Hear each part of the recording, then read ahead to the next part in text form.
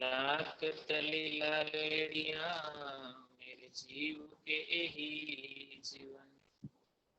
इन पाँव तले पड़ी रहूं धनी नजर खोलो बात न।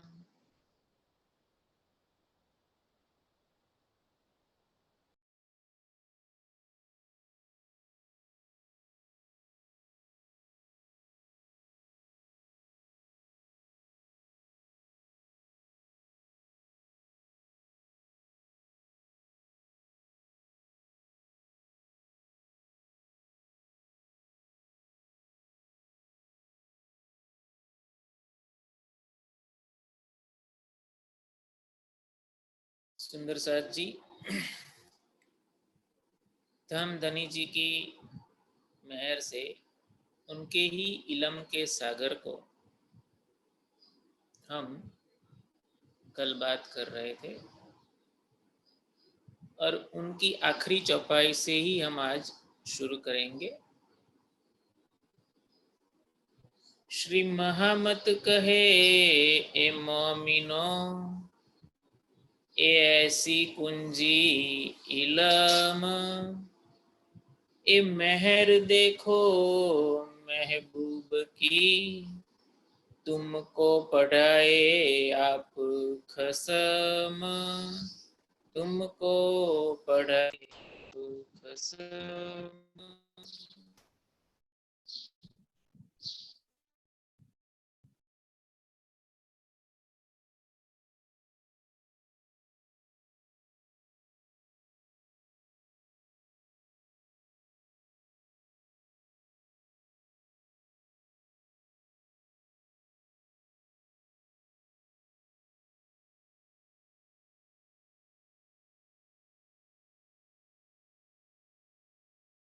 मोमिनो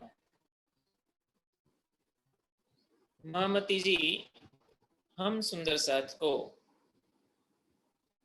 बता रहे हैं कि ये ऐसी कुंजी इलम धनी जी के दिल के सागर का एक सागर है, खुदाई इलम का सागर। और वो सागर इस दुनिया में परमधाम की ब्रह्म सृष्टियों को इलम के रूप में दिया गया है। और महामती जी हम सुंदर साथ को कह रही है कि ये ऐसी कुंजी इलम, ये जो धाम धनी जी ने इलम रूपी सागर और उस सागर में प्रवेश करने के लिए जो हमें बल दिया है, पूंजी दी है, बुद्धि दी है कि जिसके द्वारा हम बाकी सभी सागरों में आसानी से प्रवेश कर सकते हैं। और यहाँ ये सागर का इतना महत्व सुंदर साथ के लिए है कि एक बार धनी जी के इलम के सागर को हमने पहचान लिया, जान लिया, उसको दिल से दिल में ग्रहण कर लिया, तो हम बाकी सागरों में आसानी से प्रवेश कर सकते हैं। जैसे इस दुनिया के अंदर जब किसी जगह पे हमें जाना होता है, मान लो कि बहुत बड़ा स्टेडियम है और उसका एक ही मेन दरवाजा है। अगर उसके अंदर हमें जाना है खेल देखने के लिए या नाटक देखने के लिए या कोई भी चीज देखने के लिए अगर हमें जाना है, तो एक ही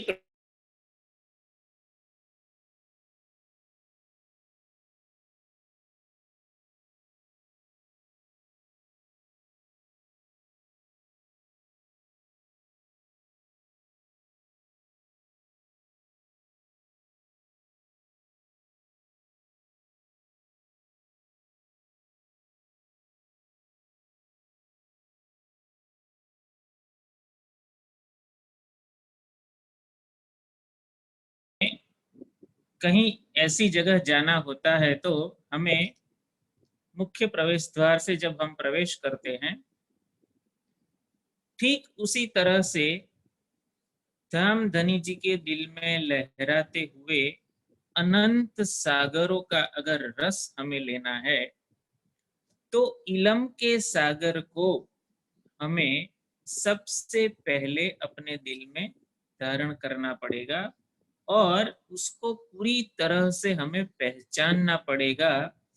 तब हमें बाकी सागरों का रस आसानी से मिल जाएगा। तो इसलिए महामती जी हम रूहों को ये बता रही है कि मेहर देखो महबूब की, कि धाम धनी जी की मेहर इस ब्रह्मांड के अंदर देखो। वो क्या कर रहे हैं? तुमको पढ़ाए आप खसम। धाम धनी जी इस दुनिया के अंदर अपनी लाडली रूहों को अपना ही इलम रूपी सागर को समझाते हैं और ये इलम रूपी सागर को समझाने के बाद उसी सागर के द्वारा हम रूहों को धनी जी खुद अपने दिल के अंदर वो अनंत सागरों का रस लेने के लिए खुद ही हम रूहों को अपने दिल में डुबोते हैं। और ये जो मेहर धाम धनी जी की है हम रूहों के ऊपर, वो मेहर भी एक सागर है और उसका भी वर्णन नहीं हो सकता है। उसको अगर देखनी है धनी जी की मेहर को, तो ये इलम के सागर के द्वारा हम धनी जी की मेहर देख सकते हैं कि धनी जी हमें कितना लाड करते हैं, कितनी मेहर हम ऊपर करते हैं। धनी जी कह रहे हैं कि मैं लिखा है तुमको जो एक करो मोहे साध, तो 10 बेर में जी करूं कर कर तुम्हें याद। इस दुनिया में ऐसे कोई मिलेगा ही नहीं, उतना ही नहीं कोई देवी देवता भी नहीं मिलेगा कि अगर आपने एक बार याद किया तो वो आपको 10 बार जी करें। कहने का तात्पर्य यहाँ ये है कि अगर दिल से एक बार धनी जी को पुकारा तो धनी जी 10 बार जी कर कर हमें वो लाड़ देते हैं अपने दिल का। तो ये है इलम का सागर जिससे हम बाकी सागरों का प्रवेश द्वार है। इलम का सागर, एक बार उस द्वार से हम अंदर चले गए, राज्य के दिल में जाने का ये प्रवेश द्वार है। वो प्रवेश द्वार हमने पार कर लिया, श्री कुलजम स्वरूप की वाणी को दिल से पढ़कर दिल में ग्रहण कर कर उससे बेशक हो गए और जो हमें कहा गया है उसी तरह से हमारी रहनी हो गई, तो हमारे लिए वो अनंत सागरों का द्वार खुल जाता है। अब ये सागर ग्रंथ के अंदर खुदाई इलम के बाद 7वां जो सागर है वो है निस्बत का सागर। अब कहूं दरिया सातमा, महामती जी कह रही है कि हे सुंदर साची, अब मैं 7वें सागर की आपको थोड़ी सी जानकारी देती हूँ। बाद में आप उसी सागर में डूब के उस सागर के बारे में जान लेना। जो निस्बत भरपूर, और ये निस्बत का सागर है और ये भी उतना ही गहरा भरपूर सागर है। और निस्बत का अर्थ होता है संबंध, लेकिन यहाँ राज्य और रूहो, श्यामा जी और पूरे परमधाम में जो निस्बत है, तो उसका अर्थ है मूल संबंध। राज्य की श्यामा जी और रूहों के साथ निस्बत है, और श्यामा जी और रूहों की राज्य के साथ निस्बत है। अब अगर हमें मार्फत में प्रवेश करना है, राज्य के दिल में प्रवेश करना है, तो निस्बत को जानना पड़ेगा। पहले निस्बत को अगर हमने नहीं पहचाना तो हम वो मारिफत तक पहुंच सकते नहीं है। निस्बत की मार्फत, वो निस्बत की मार्फत धनी जी का दिल है, और ये निस्बत का सागर बहुत गहरा है। निस्बत का अनुभव अगर करना है तो एक बार निस्बत को पहचान लिया, फिर हम उसका अनुभव कर सकते हैं। उसका सुख जो है निस्बत का, वो निस्बत का सुख ले सकते हैं। निस्बत और असल निस्बत, इसमें भी दो अलग अलग है। निस्बत का मतलब है हकीकत की लीला, जो श्यामाजी रूहों और पूरे परमधाम के अनंत 25 पक्षों में होती है। और असल निस्बत जो है वो है धनी जी का दिल, जहां से पूरे परमधाम में अनंत लीला जो है वो होती है। तो एक बार मैंने निस्बत को जान लिया तो मैं मार्फत में आसानी से पहुंच सकती। धनी जी की इतनी कृपा है, मेहर है रूहों के ऊपर, कि जैसे जैसे वो जागृति के पंथ पे आगे आगे बढ़ती है, ठीक उसी तरह से उसको उतना ही ज्यादा सुख मिलता है। या को वार न पार काहूं, और ये जो निस्बत का सागर है, वो निस्बत के सागर का कोई अंत नहीं। हर सागर में ये बात हमें बताई जा रही है। नूर से लेके अभी ये 7वां सागर चल रहा है निस्बत का। हर सागर अनंत है, इसलिए उसका सुख भी अनंत है, उसका आनंद भी अनंत है। अगर ये निस्बत के सागर का अनुभव मैं 25 पक्ष की लीला के अंदर मैं कर रही हूं, मैं परमधाम के अंदर राज्य के साथ वो पुखराज पहाड़ की तरहटी में जा रही हूं, जो एक भूम नीचे आई है। अब मैं वो हास के मध्य में वो जो दरवाजा आया है, उससे राज्य के साथ वो सीढ़ियां उतर रही हूं। दरवाजा पिया पिया धनी धनी कर रहा है। दरवाजा को मैं स्पर्श करती हूँ तो उतना कोमल दरवाजा, वो भी मेरे से बात कर रहा है, मैं भी दरवाजे से बात कर रही हूँ। धनी जी के साथ मैं वो सीढ़ियां उतर रही हूँ। सीढ़ियां भी उतनी कोमल हो गई है कि धनी जी यहाँ से गुजर रहे हैं। सीढ़ियों के अंदर मुझे राज्य का प्रतिबिंब दिख रहा है, मेरा प्रतिबिंब दिख रहा है। सीढ़ियां उतरने से राज्य के आभूषणों में से मेरे आभूषणों में से मीठी मीठी आवाज आ रही है।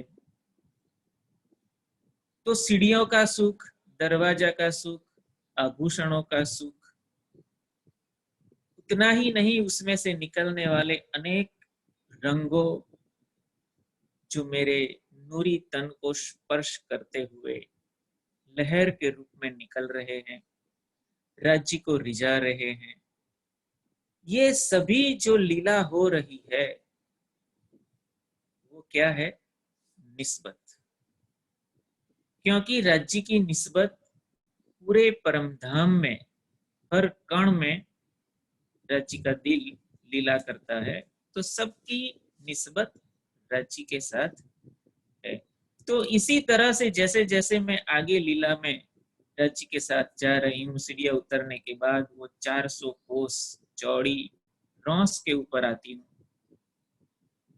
तो रॉस भी इतनी कोमल हो जाती है। रॉस से आगे जाती हूँ, 3 सीढ़ी नीचे उतरती हूँ, तो वो रंगीन बगीचों, उसके आसपास आए हुए नहरें, चहबच्चे, वो सब फव्वारे निकलने लगते हैं राज्य के ऊपर, मेरे ऊपर पिया पिया धनी धनी कर रहे हैं। और ऐसे ऐसे जैसे जैसे मैं आगे जाती हूँ, बगीचों से आगे माहौल आए हैं, माहौल से आगे पाल आई है, पाल से नीचे खजाने का ताल आया है। तो हर लीला के अंदर हर कोई वो निस्बत का सुख ले रहे हैं। तो यहाँ इसलिए कहा जा रहा है कि या को वार न पार कहो, उसका कोई अंत नहीं है, क्योंकि ये निस्बत की लीला अनंत रूप से परमधाम के अंदर चलती रहती है। जो नूर के नूर को नूर, और ये निस्बत क्या है? नूर के नूर को नूर। इसको दो तरह से हम जान सकते हैं। एक है, पहला नूर है रज्जी के दिल का नूर। रज्जी के दिल से श्यामा जी के दिल में आया तो वो श्यामा जी के दिल का नूर हो गया, और श्यामा जी के दिल से होते हुए हम रूहों के दिल में आ गया तो वो है रूहों के दिल का नूर। नूर के नूर को नूर। ठीक उसी तरह से रिवर्स प्रोसेस में अगर हम जाते हैं कि सखियों के दिल का नूर वो श्यामा जी है, और श्यामा जी के दिल का नूर रज्जी। तो ठीक उसी तरह से ये निस्बत का जो सुख है, इस तरह से हमें परमधाम के अंदर मिलता है। खूबी क्यों कहूँ निस्बत की।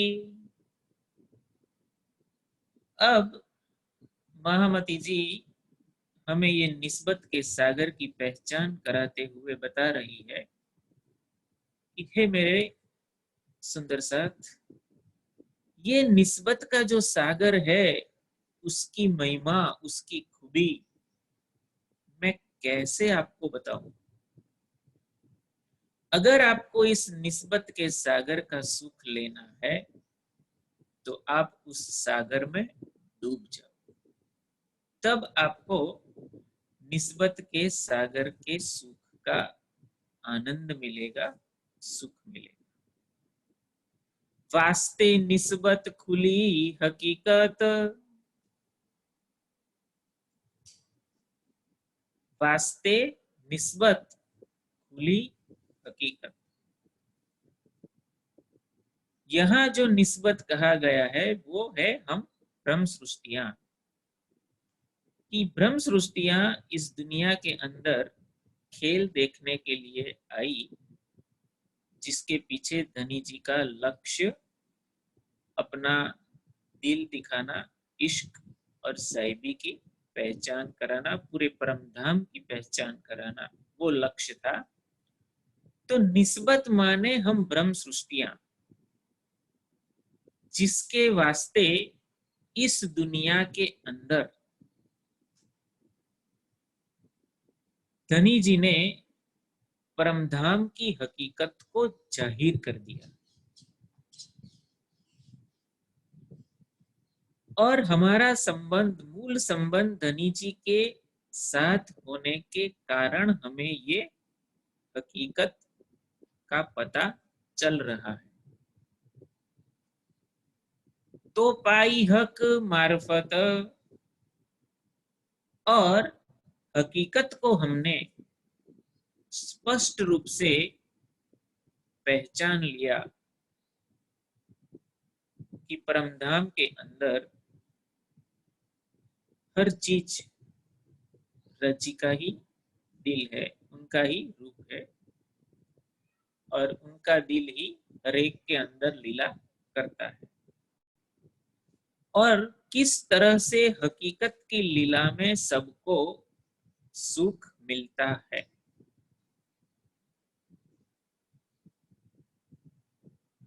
परमधाम में एक दिली होने के कारण सबको सब सुख मिल जाता है। और ये सभी चीजें अगर हम जान ले धनी जी की मेहर से, हकीकत को हमने अच्छी तरह से पहचान लिया, तो क्या होगा? तो पाई हक मार्फत हम आसानी से धनी जी के दिल में प्रवेश करके उस मार्फत को हम पा सकते हैं। जो थी हक निस्बत, धन धनी जी के दिल से होने वाली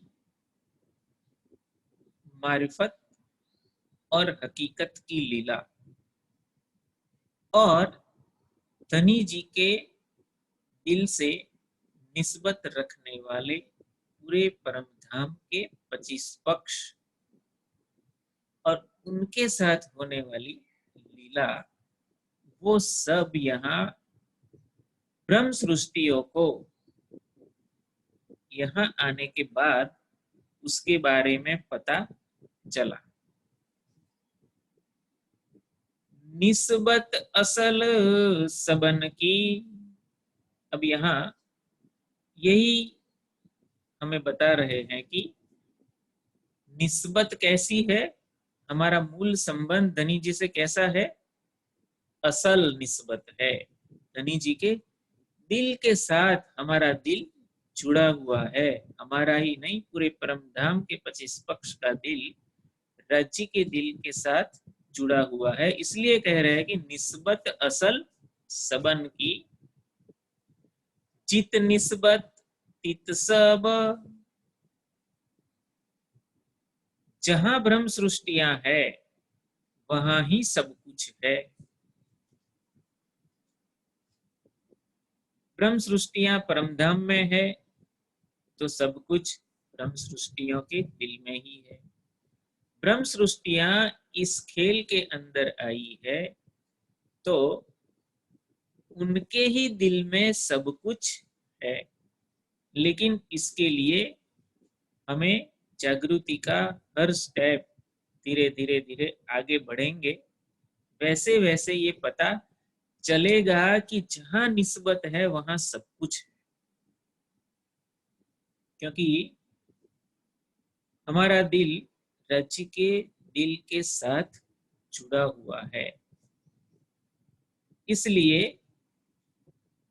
ब्रह्म सृष्टियों के दिल में ही धाम धनी बसते हैं। जब ब्रह्म सृष्टियों का दिल अर्श बन जाता है और राज्य श्यामा जी उनमें विराजमान है, तो बाकी क्या रहा? पूरा परम धाम रूप के दिल में आ गया। और इस तरह से चित निस्बत तित सब, सब कुछ वहां है। हर सुख परम धाम का राज्य के साथ, श्यामा जी के साथ, रूहों के साथ हमें यहाँ बैठे बैठे मिलता है। सब निस्बत के वास्ते और यहाँ इस खेल के अंदर सब निस्बत के वास्ते इल्म जाहिर किए अब हम ब्रह्म सृष्टियों के लिए ही धामधनी जी ने कैसे जाहिर किया, वो बता रहे हमें कि जो छठा सागर था इल्म का, इल्म जाहिर किए अब इल्म के सागर के द्वारा ही यहाँ जाहिर हुआ है और इल्म के सागर के द्वारा ही ब्रह्म सृष्टियां ये धनी जी के दिल के अनंत सागरों का सुख प्राप्त करेगी। निस्बत हक की जात है। निस्बत माने ब्रह्म सृष्टियां, श्यामा जी और ब्रह्म सृष्टियां हक की जात है। वैसे तो पूरा परमधाम रज्जी के साथ निस्बत रखता है और पूरा परमधाम हकजात है, लेकिन ब्रह्म सृष्टियां और श्यामा जी इस दुनिया में खेल देखने के लिए आई है, तो उनको ध्यान में रखते हुए यहाँ बताया जा रहा है कि ब्रह्म सृष्टियां रज्जी का ही स्वरूप है। निस्बत में इश्क और ब्रह्म सृष्टियों के दिल में ही रज्जी का इश्क लीला करता है और उनके ही दिल में इश्क आ सकता है।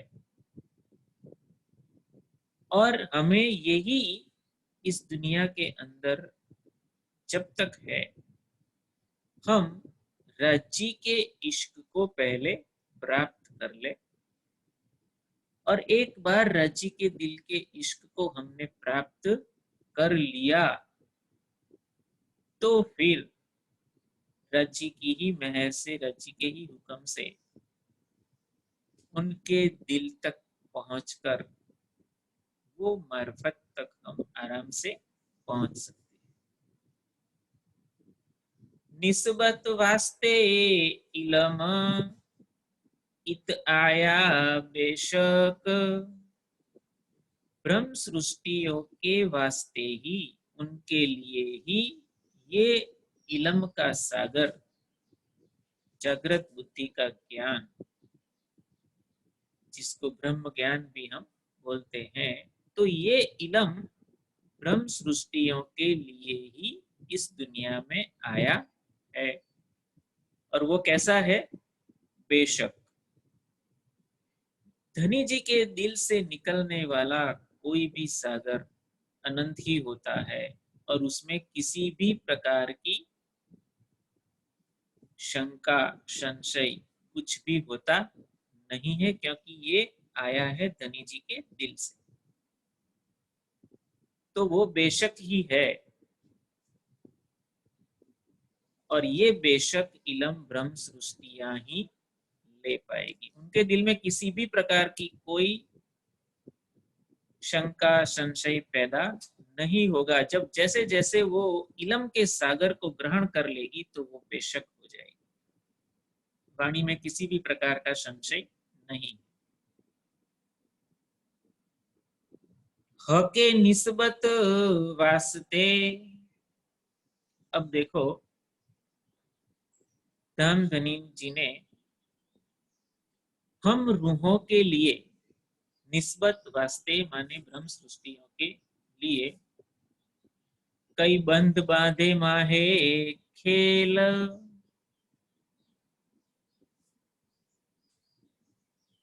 बंध को बांधना, यहाँ बंध बांधे माने ये अर्थ नहीं है कि हम माया के अंदर बंध गए। बंध बांधना मानी कि जैसे कोई नदी बह रही है, अब बरसात की ऋतु में बहुत पानी नदी से बह रहा है। यहाँ सबको पता है कि गर्मी के दिनों में नदियां में पानी बहुत कम हो जाता है, कुछ नदियां तो सूख जाती है। अगर उस पानी को रोक लिया जाए बरसात की ऋतु में, बंद बांध बना के, जिसको चेक डैम बोलते हैं, एनीकट बोलते हैं, तो वो नदी के ऊपर अगर बंद बना दिया, बांध बना दिया, तो वो पानी वहां रुकेगा। और रुकेगा तो क्या होगा, गर्मी के दिनों में भी वो पानी आसानी से हमें मिल जाएगा। तो उसी तरह से धामधनी जी ने कौन सा बंध बांधा है? राज्य हमारे आसपास ही रहते हैं, कहीं हमसे दूर नहीं है। ये बात हमें यहाँ बताई जा रही है। बंध बांधने का मतलब कि राज्य ने अपनी रूहों को अपने दिल के इर्द गिर्द ही रखा है, कि जिससे माया के अंदर वो माया उनके पास ज्यादा आ जाए नहीं, या वो माया के अंदर ज्यादा फंसे नहीं। और उसके लिए जबराइल फरिश्ता जो है, उसको, वो भी राज्य का ही फरिश्ता है, और उनको यही काम दिया गया है कि मेरी रूहों के आसपास ही तुम रहना। जब वो मेरे दिल तक आने की कोशिश करती है या दिल तक पहुंच चुकी है, तो उससे माया को दूर रखना। तो इसको कहते हैं बंध बांधना, जिससे पानी जो है वो बह न जाए। ठीक उसी तरह से ब्रह्म सृष्टियां माया के अंदर बह न जाए, इसलिए धनी जी ने बहुत सारे बंध बांधे हैं। जैसे इलम दिया, जिससे हम, उसको हम बोलेंगे राज्य के दिल का प्रवेश द्वार। तो उससे हम राज्य के दिल में प्रवेश कर सकते हैं। प्रवेश करने के बाद जब हम निस्बत को पहचानते हैं, हकीकत की पहचान करते हैं, खिलवत की पहचान कर लेते हैं, हुक्म की पहचान करते हैं, महर की पहचान करते हैं, जोश की पहचान करते हैं, इसी तरह से पहचान करने के बाद हम वो धनी जी के दिल के अनंत सागरों का सुख ले सकते हैं। हर बार धनी जी हमारे साथ रहे हैं। सब सुख देने निस्बत को, राज्य क्या करना चाहते हैं? राज्य के दिल में एक ही इच्छा है कि मेरी रूहें मेरे दिल का पूरा सुख इस दुनिया में ले ले। सुख, सब सुख देने निस्बत को, राज्य पूरा सुख देना चाहते हैं। वो चाहते ही नहीं है कि कोई एक भी रूह बिना सुख लिए वापस मूल मिलावे के अंदर जागृत हो। अगर धनी जी हमारे लिए इतना कर रहे हैं और हमारी निस्बत धनी जी के साथ है, हम निस्बती ब्रह्म सृष्टियां जिनके लिए प्रीतम हमारे पीछे पीछे इस माया के अंदर घूम रहे हैं, कह रहे हैं कि मेरी लाडली रूह, मैंने मेरा दिल आपके आगे खोल दिया है। अगर तू तेरी झोली ही नहीं फैलाती है, तो वो सुख मैं तेरी झोली में कैसे डालूंगा? अगर बरसात हो रही है और मैं मटका लेकर बाहर वो बारिश का पानी भरने जाता हूँ, लेकिन मैं मेरा मटका ही उल्टा रखता हूँ और बारिश तो बहुत हो रही है, लेकिन मटके के अंदर एक बूंद भी पानी नहीं आएगा। ठीक उसी तरह से राम धनी जी ने अपना दिल खोल दिया है, लेकिन मेरे पास उस दिल के खजाने का सुख प्राप्त करने का समय ही नहीं है इस माया के अंदर। तो मेरी हालत वो उल्टे मटके जैसी रहेगी कि राज्य तो बहुत दे रहे हैं, लेकिन मेरे दिल के अंदर जो जाना चाहिए, मटके के अंदर मटका सीधा करूंगा तो वो भर जाएगा। तो मेरा दिल जिसके अंदर मेरे और मेरे प्रीतम के बीच में वो माया का जो पर्दा है, अगर वो पर्दा धीरे धीरे मैं हटा दूं तो मेरा दिल मुझे अर्श दिल ही यहाँ लगेगा। और फिर वो जो धनी जी चाहते हैं वो सुख मैं इस दुनिया में ले पाऊं। तीन बेर आए माहे लैल, राम धनी जी ने ब्रज में आए पहली बार। 11 साल 52 दिन की वो लीला, उसमें भी धनी जी हमसे एक पल भी दूर नहीं रहे हैं। और उस 11 साल की लीला में जो भी कष्ट आए, वो सब कष्ट, चाहे वो इंद्र भगवान का प्रकोप हो, चाहे कोई भी दुख आया हो, तो उन्होंने हमें बचाया है। रास में गए, रास में भी जो लीला हुई, विरह विलास की लीला, वहां भी धनी जी हमारे साथ ही थे। वापस परम धाम गए तो हमने ही धनी जी को बोल दिया कि धनी जी, आप तो बोल रहे थे कि अलग अलग गांव होगा, अलग अलग देश होगा, अलग अलग भाषा होगी, आपने तो एक गोकुल गांव में हमको रखा, हम तो आपके साथ ही थे, आपने जो बोला वैसा तो कुछ हुआ नहीं। तब धनी जी ने हमें बार बार मना किया, लेकिन हम माने नहीं। और तीसरी बार इस जागनी के ब्रह्मांड में हम आए। जागनी के ब्रह्मांड में भी जब जागनी लीला श्री देवचंद्र जी के तन में विराजमान श्यामा जी की आत्म को धनी जी ने सबसे पहले जागृत किया।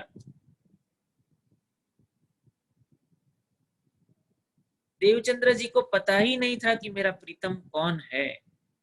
उनके दिल में जब 11 साल की उम्र में ये प्रश्न उठे, मैं कौन, कहां से आई, या कौन मेरा था, और बस पता ही नहीं था और चल दिए।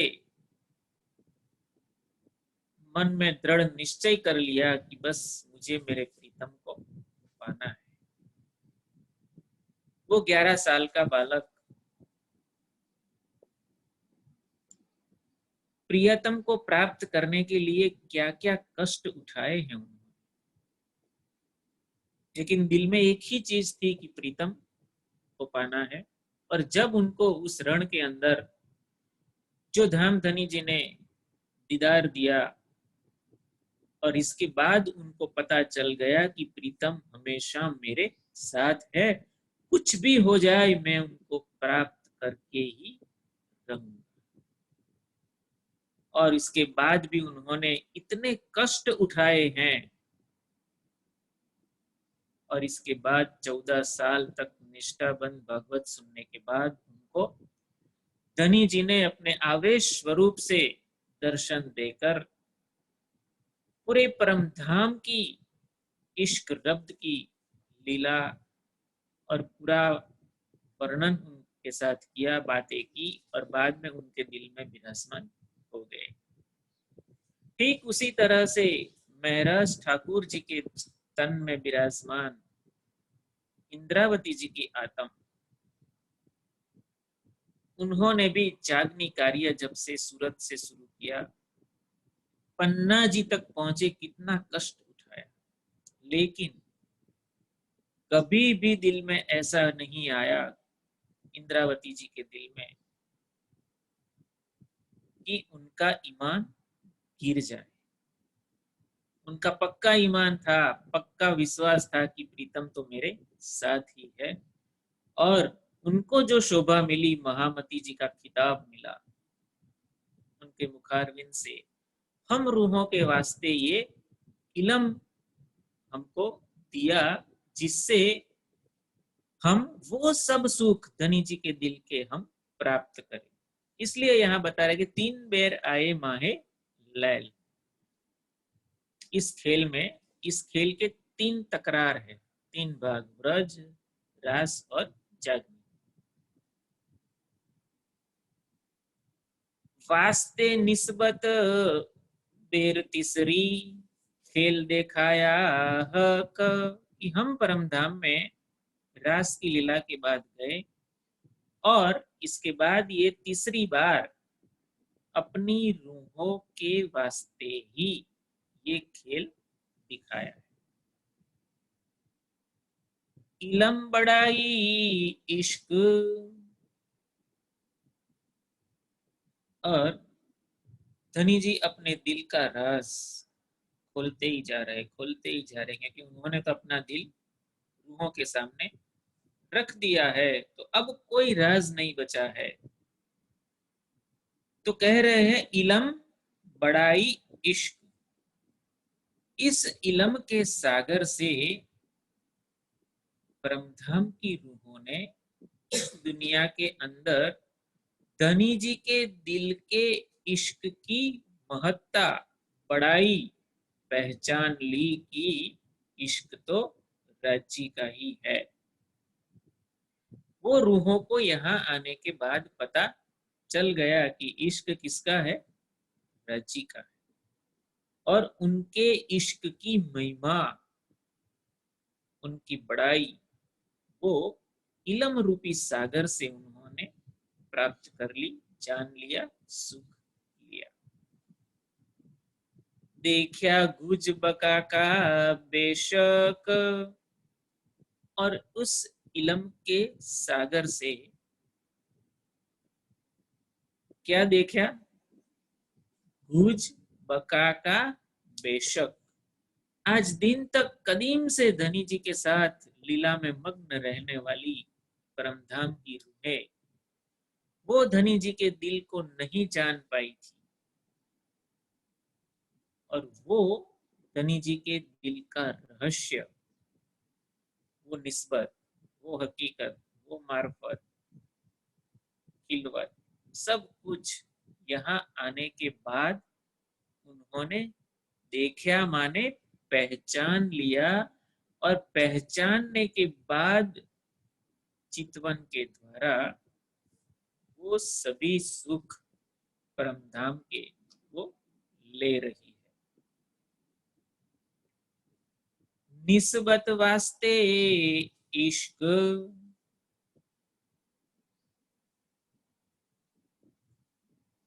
निस्बत वास्ते इश्क, ब्रह्म सृष्टियों के वास्ते ही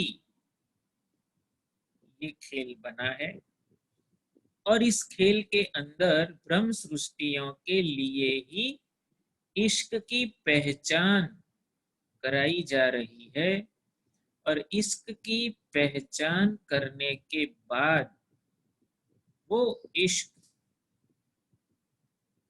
का दीदार, इश्क का सुख, और इश्क के सागर में डूबने का, 4 चीजें हैं कि पहले इश्क को जानो, इश्क क्या है वो पहले पहचान करेंगे, बाद में हम स्टेप बाय स्टेप आगे चलेंगे, और तभी हमको पता चलेगा। तो एक बार इश्क को पहचान लिया, इसके बाद हम उसको देख सकते हैं वो परमधाम की लीलाओं के अंदर कैसे इश्क लीला करता है। फिर वो लीला के अंदर हमें वो इश्क का सुख मिलता है और इसके बाद राज्य के दिल के अंदर हम डूब जाते हैं, खो जाते हैं, जिसमें से बाहर निकलना संभव नहीं होता है जब तक राज्य ना चाहे।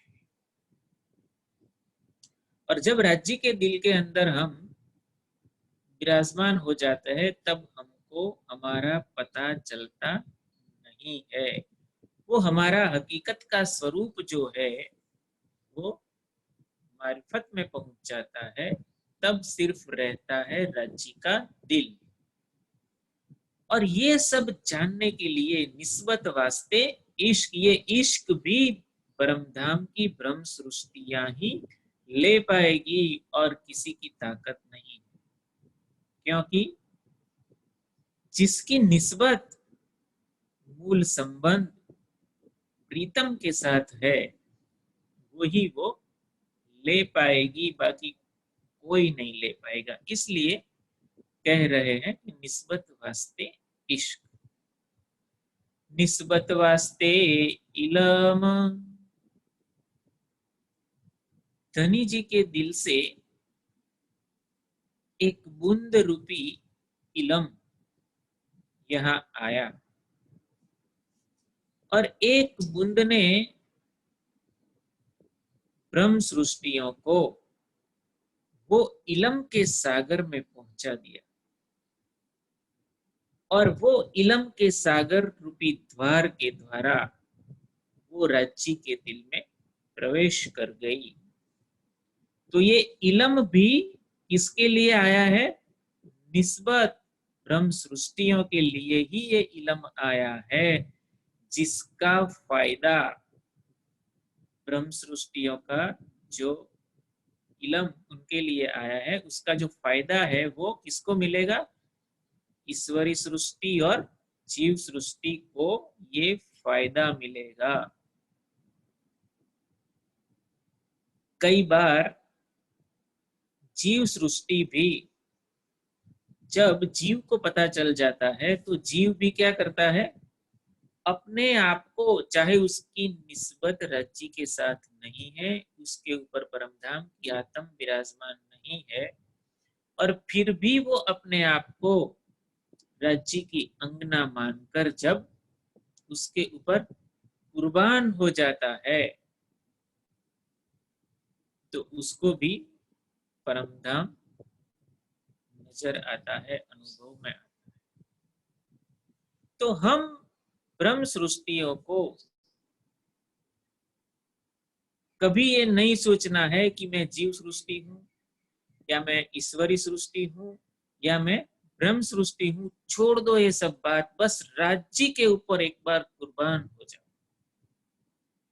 अगर हमने राज्य के ऊपर अपने आपा समर्पण कर दिया, अगर जीव के ऊपर आत्म विराजमान है तो क्या होगा?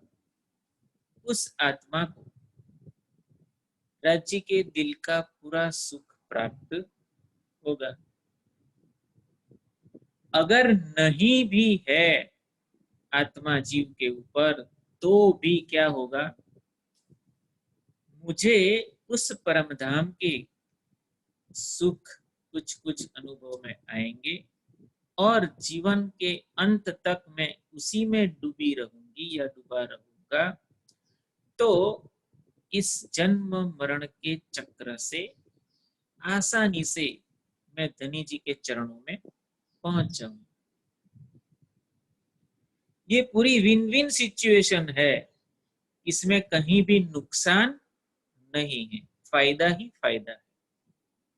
और अगर उस दृष्टि से अगर मैंने राज्य के ऊपर अपने आप को समर्पण कर दिया और मेरी आत्मा उसके ऊपर विराजमान है तो मेरा काम बहुत आसान हो गया। और इसके लिए ही ये इलम यहाँ आया है।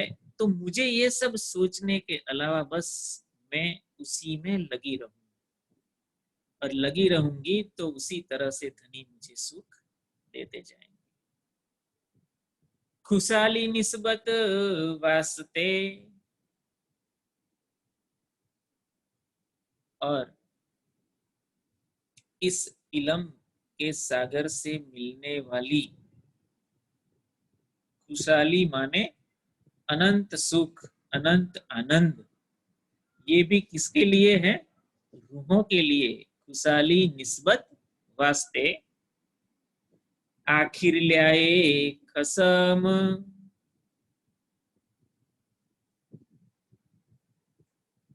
ये जो जागनी का ब्रह्मांड चल रहा है, जिसको आखिरत का वक्त बोला गया है, इसलिए ये आखिरत का वक्त इसलिए है कि इसके बाद जब सभी ब्रह्म सृष्टियां परमधाम में जाग जाएगी और इसके बाद इस ब्रह्मांड को अखंड कर दिया जाएगा, तो ये आखिरत का वक्त इसलिए है, आखिरत का समय इसलिए है कि इसके बाद कभी भी ऐसे ब्रह्मांड जो बनते रहेंगे उसमें ना परमात्मा आएंगे ना उनकी आत्माएं इस तरह से फिर से आएगी। वाणी में बहुत स्पष्ट रूप से लिखा है, फिर कब जुदागी पाओगे छोड़ के हक अर्श। वाणी की अब के बाद आपको ऐसा मौका मिलने वाला नहीं है। तो जो मौका मुझे मिला है उसको मैं ले लूं और इस मौके को मैं पूरा फायदा उठाऊं। हर पल, हर घड़ी, जितना भी समय 24 घंटे में से मुझे मिले, मैं ज्यादा से ज्यादा उस श्री कुलजम स्वरूप के वाणी में गहराइयों तक जाऊं, उस इलम के सागर को मेरे दिल में बसा लूं और बसाने के बाद बाकी सागर के दरवाजे मेरे लिए खुल जाते हैं। तो वो अनंत सागरों का सुख। महामती जी श्रीमुख वाणी में कहती है कि जब आप परमधाम के सुख लोगे तो जीवन के अंत तक, जब तक ये शरीर है तब तक, लास्ट मोमेंट तक, जीवन के अंतिम श्वास तक भी अगर आप हर पल हर घड़ी राज्य के दिल के सुखों में डूबे रहते हो तो भी ये कम है, क्योंकि ये अनंत है। राज्य के दिल के अंदर अनंत सागर लहरा रहे, हर चीज सागर, रंगों का सागर। एक बार रंगों के सागर में डूब गए तो वो रंग, अनंत रंग। इस दुनिया में तो हमें 10, 15, 20, 25 रंग दिखते हैं। राज्य के दिल में तो ऐसे ऐसे रंग है, रंगों का सागर है, उसमें से आप बाहर नहीं आ। जवेरातों का सागर, भोजन का सागर, इश्क का सागर, सुंदरता का सागर, कोमलता का सागर, इस तरह से हर चीज का जो सागर है, अगर हम वो सागरों का सुख लेने का शुरू करें तो जीवन के अंत तक, इस ब्रह्मांड में जब तक ये शरीर है, तो लगेगा कि अरे इतना सारा सुख और मैंने तो इतना ही लिया। इतना सारा सुख धाम धनी हम रूहों के वास्ते ये सब कर रहे हैं, तो रूहों की कोई फर्ज नहीं बनती है निस्बत के वास्ते। हमारा मूल संबंध धनी जी के साथ है और उसको ध्यान में रखते हुए हम क्या कर रहे हैं? हम ज्यादा से ज्यादा ये निस्बत का सुख, माने कि ब्रह्म सृष्टियों के लिए धनी जी के दिल का जो सुख है वो हमें लेना है, जो यहाँ ही संभव है और ये आखिरी मौका है। और हम सुंदर साथ जो 30-40 के आसपास के हैं, मैं तो वैसे बहुत बूढ़ा होने जा रहा हूँ, 50 के ऊपर निकल चुका हूँ, लेकिन अगर 30-40 के आसपास अगर राज्य के दिल की ये सब निधियां अगर मैंने मेरे दिल में प्राप्त कर ली, तो उन सुखों को यहाँ प्राप्त करने में, उसकी लज्जत लेने में इतना आनंद आएगा कि कल उठ के कुछ भी हो गया, मेरा दिल सिर्फ और सिर्फ राज्य के सुखों में लगा रहेगा। तो सभी सुंदर साथ को यही हम सबको प्रयत्न करना चाहिए कि ज्यादा से ज्यादा बेशक होकर हम परम धाम के धाम धनी जी के सुखों को प्राप्त करें। बोलो श्री प्राणनाथ प्यारे की जय।